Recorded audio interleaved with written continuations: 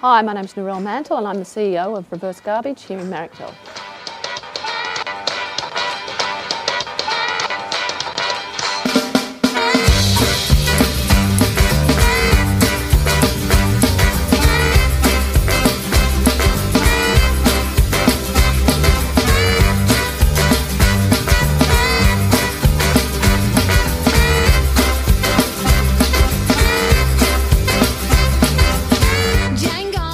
Reverse Garbage is a not-for-profit reuse organisation. We're community cooperative, which means any profit we make goes back into the community, back into the business. Our primary area is reuse, which means we save loads and loads of resources from landfill. People call it waste, we call it resources.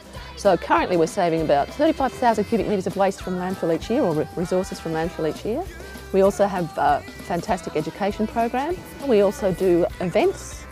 And we have an offshoot called Reverse Garbage Creative, RG Creative. So they do events and projects and design and all sorts of things. So we've got our finger in every pie. Initially started with funding from the state government, but we are totally self-funded now, which is what I love, which we are the very definition of a sustainable business. So we've been operating for close on 40 years, and I've been here for 13, and we've never relied on any funding at all. So currently our turnover is about $1.2 million. It's in sales and education and events, etc. Of course, we spend it all, but that's great. So what I do love is that we dance to the beat of our own drum. We don't have to worry about answering to the government or to a funding body. We go for it and we take risks because we can. We reuse, we don't recycle. Recycling is the last thing you do because you're burning fossil fuels and all of that sort of thing. So you are creating a lot of pollution when you recycle. We're not saying it's a bad thing, but it's the last port of call. We advocate for reuse because most of the things that exist in the world can be reused. You can buy anything you want. Everything already exists in this world. So, you know, we're trying to push that angle. And you can make a living out of it, which is even better. It's a fantastic place to work. I mean, the customer base and our stakeholders are hilarious. Like, we get everyone from little old grannies to set builders and prop makers, actors, designers. We've had famous movie stars in here, and so the customers are hilarious. They're fantastic. They feel like they're part of the family because we're really community driven. Like, you've got to look after each other first because there's no point in saving a planet if we treat each other really badly. So that makes me really happy that we get people coming back day in, day out and they feel like they're a part of something. Our staff here are absolute lunatics because you can't not be a lunatic and work here because the stuff that comes through the door is just too hilarious. When Mardi Gras finishes, we get the fantastic props and stuff because they all build their stuff from reverse garbage and then they bring it all back.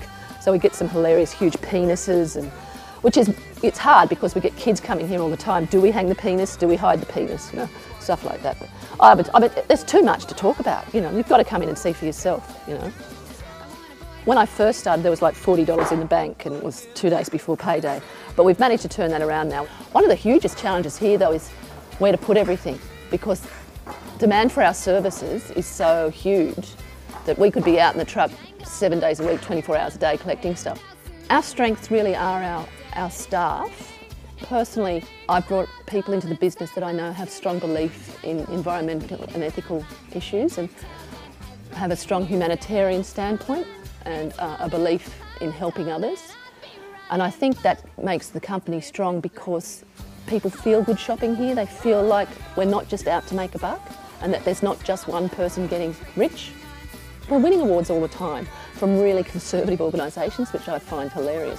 Of course we're winning for sustainability because we save so much stuff from landfill. I mean, that's a no-brainer, but I'm really proud of the ethics in business awards that we get because I think it's essential to show capitalists and, you know, the corporate world that you can make a living, you can make a healthy living. I'm paid well, all the staff are paid above award wages, and you don't have to be ruthless about it. You know, you just provide a service where the community feel like they're a part of it as well.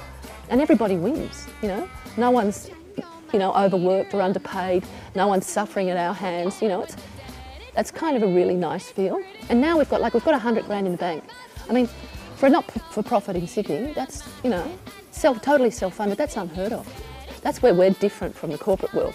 The corporate world tries to impose a really weird, mean ethic on their staff, and like they have to be sheep. Here, you can wear whatever you want, you know. Fair day's work for a fair day's pay, and have a laugh along the way, you know, and it really works, and it really is an example of how to be different, you know. Funk. is a little bit like me.